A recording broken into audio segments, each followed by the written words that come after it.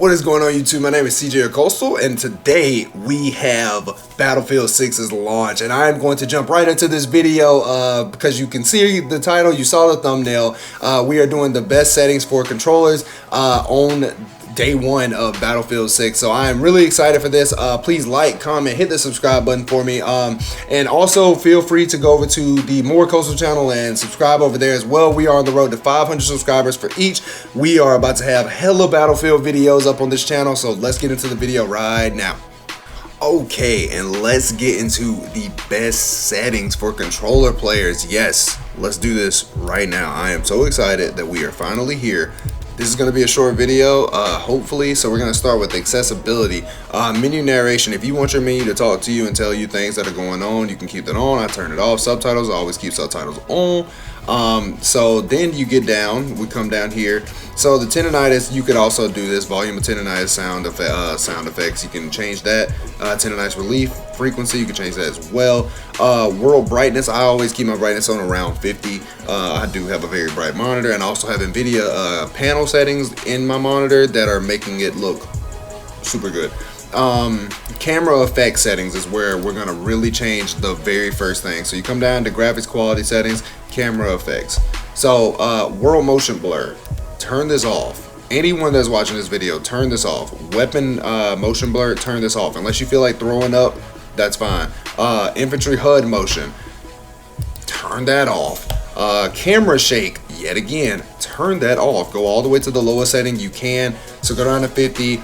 World motion blur 50, weapon motion blur 50, infantry HUD motion off. Reduce camera bobbing, it should come off as default. Infantry crosshair projection,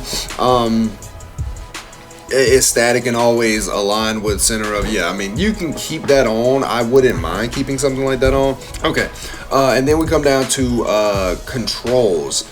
So infantry sprint, I don't know if this was on hold off rip, but make sure, so I have it on toggle. I don't think that's a bad thing to have it on toggle. You can also test all of the stuff that we're going to do in the firing range. So come down here, crouch slide, you can do this. You can change these if you would like to. I keep mine on where it is, so these all stay the same for me. Interact and reload, prioritize interact. I don't know if it comes like that as default, but that's what I put it on if it didn't. Interacts is toggle, so you just push. The rest of these stay the same. So scrolling down further, we got controller vibration. I personally always turn controller vibration off. Absolutely not. Vibration intensity, it really won't matter once this is off. I don't really know why anyone plays with controller vibration. Play incoming text and speech off. These are all off. The chats are off. Tutorials, now these were on. I turned these off immediately. Like, cause the tutorials, once you have the tutorials on, it pauses you everywhere you go. So it's like you should just turn it off. Hints, if you care about hints, I guess it'll tell you things in game about hints. So then you go down to gameplay. So these few I leave the same. Yeah, all of these are the same. So you'll double tap to what's the name, to slide and stuff like that. Capture area outline, so that's fine as well. Infantry aim sensitivity, this is what gave me the most hell in the beta.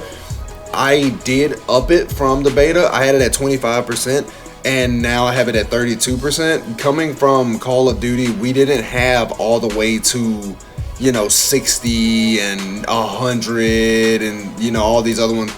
I just put it at 32. 32 felt great in the firing range. I may up it, but it'll be, you know, we'll just try to figure that one out. Crouch toggle sprint stand, vault over sprint on, sprint door barge on, all this stuff stays on. Now the next thing you'll come down to in the same section will be the second one from the bottom of that. It'll be interact and reload, prioritize interact yet again. I think this one auto changes if you change the other one initially. So vehicles, I'm not much of a vehicle player. I don't really mess with the vehicles too much. So infantry aim input curve. Now this is a big deal. So you need to put this, because it comes as standard, you need to put this on Battlefield 1 and Battlefield 4. So put it on that, and then infantry aim assist slowdown. I will show you how it slows down shortly, and that honestly is probably gonna have the Battlefield community in an uproar about it, because it's actually kind of crazy. And then you come down to infantry zoom. So infantry zoom, aim, input curve. Sorry, I'm literally losing my mind. I just had to reset my wife's PC. Like, I'm sorry. So also put this one on Battlefield 1 and Battlefield 4 as well, for that one. So the rest, unless you, I'm not, like I said, I'm not a vehicle player, so I'm not gonna give you vehicle stuff for those, because I don't know them, and maybe I'll come up with another video later today or something like that, or tomorrow. And then so then that should be all for gameplay. Now you come down to controller and edit settings. So controller settings right here. So some of these you're gonna see that we've already done. The infantry aim sensitivity is still at 32%. Field of view is up to you. Personally, I play on 110. For Call of Duty, I play on like 103. But here I like 110. I may end up pushing it to about 103 just to kind of see where it goes. But in the beta, I played at 110, and I know I played at 110. So I'm gonna leave it there for now. Let's see, going down. Okay, infantry aim input curve yet again. So we're gonna see these again. We have it at Battlefield 1 and Battlefield 4. Infantry zoom, aim input curve. These settings are ridiculous. I don't know why you have to have 7 billion settings, but you do. For like, why is this being reiterated 3 times? Literally the 3rd time we talked about this. Battlefield 1, Battlefield 4. Stick input acceleration presets. Now, change this, because this will also become at standard. Put this at Battlefield 1. BF1. Put it there. The rest of this stuff, the movement. Now, the movement settings for me, the infantry sprint, it should be on toggle. So in the beta, I think it said something like push or something like that, and it didn't say toggle, but it was something like that. So leave it on toggle. Double tap forward sprint, you can put it on off, you can put it on sprint. I have it on off. Sprint will be my L3 button, because I play on tactical, so that's why. Right? Isn't that right? No, the melee switch is on tactical. That's right. Sorry. Yet again, long day. The R3. So this button is what changed, not the sprint button. Infantry weapon view, weapon zoom. I don't think we changed any of these. All of this stuff should be completely fine.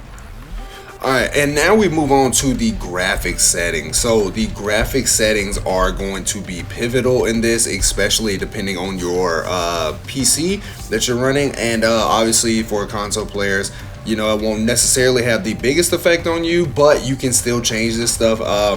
So graphics quality, performance preset, I have mine at auto on performance. Graphics quality, have it at auto. Graphics quality settings, so you can click this, and this is all you get. You get a whole lot. So graphics quality on auto, texture quality, put it on low. Yet again, I'm building this for someone that has a lower end PC. I would actually personally, I would keep this on, like, maybe I would keep this on high, because of the texture. You want to be able to see things going on the map, which, mind you, these maps are massive, so it is going to take a lot to be able to like properly see things at like a distance and stuff. So you would want your texture quality to be relatively, you know, either high, ultra. Overkill is insane. I'm not doing that. But I keep mine on high personally. Texture filtering, I put this on low because it doesn't do a lot to your CPU.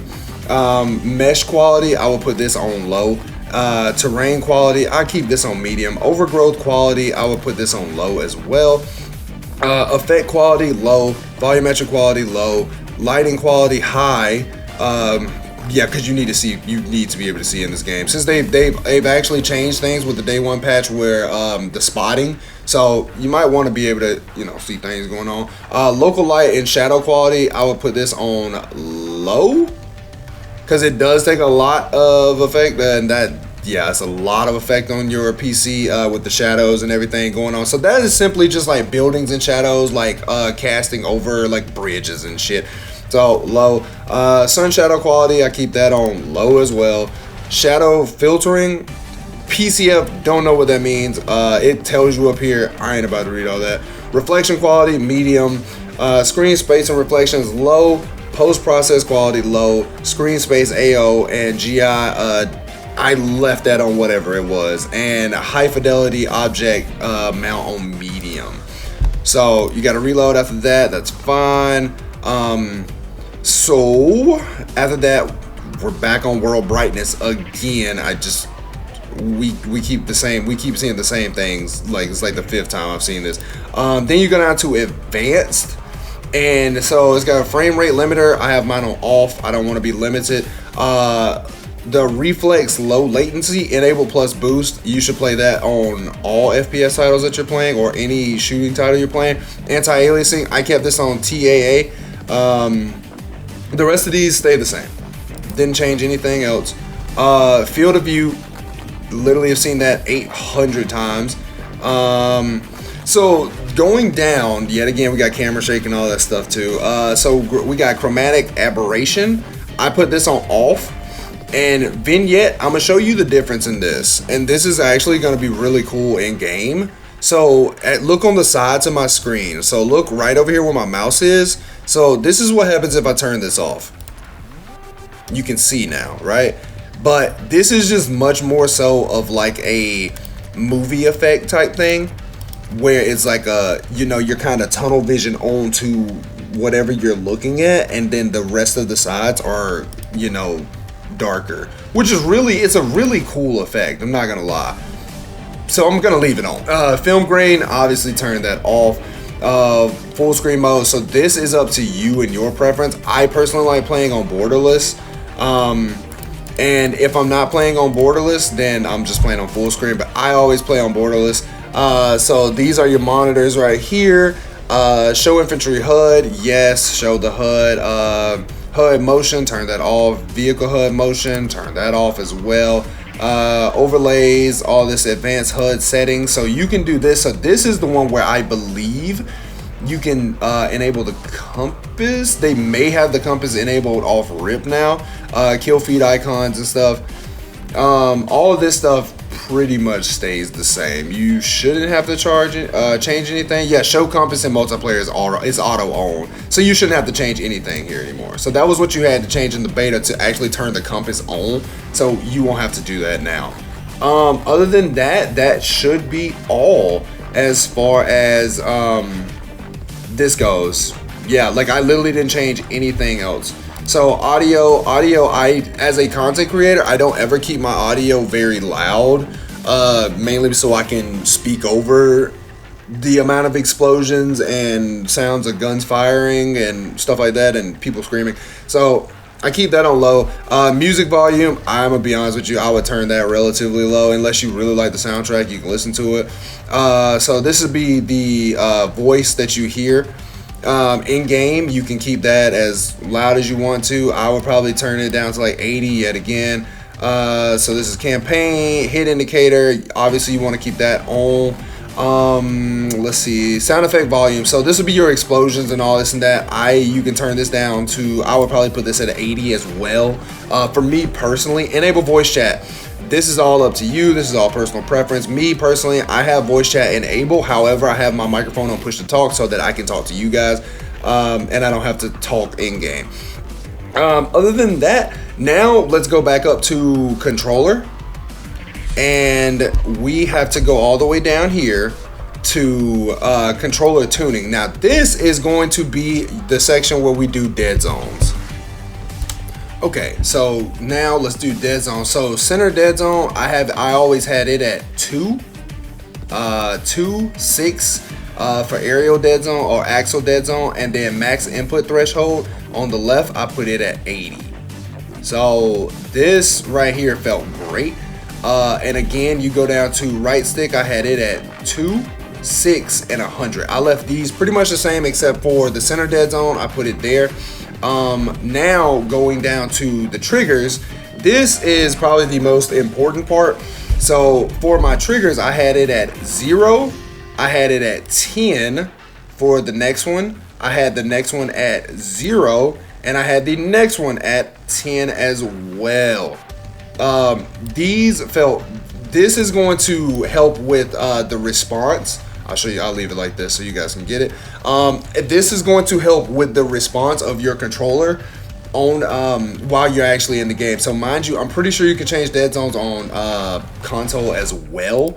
I don't have a PS5, believe it or not, but so now, but yeah, it's going to help with the response from your controller to the game, and it's gonna feel more snappy, you know, with you having to push like way less. So as you can see, I'm barely touching and it's just firing, right?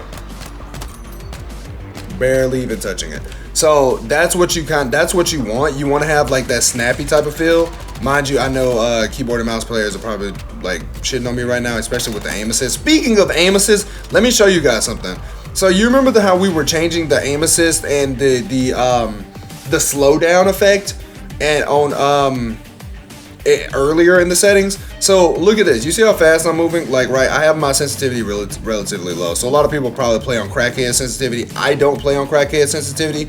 But as we look this way toward targets, this is what happens. So if I start here, watch how it slows. You see how it's like stopping almost right there? That's not me doing that. That is simply the aim assist doing that. It is literally stopping it. So it's a big deal to change those settings. So these honestly should be the best settings that you can have on Battlefield 6. However, like I said, depending on your PC, when it comes to the graphic settings, you can change those however you would personally like. Me personally, I'm not going to run extremely high settings on any game because I'm not about to have my PC blow up right in front of me.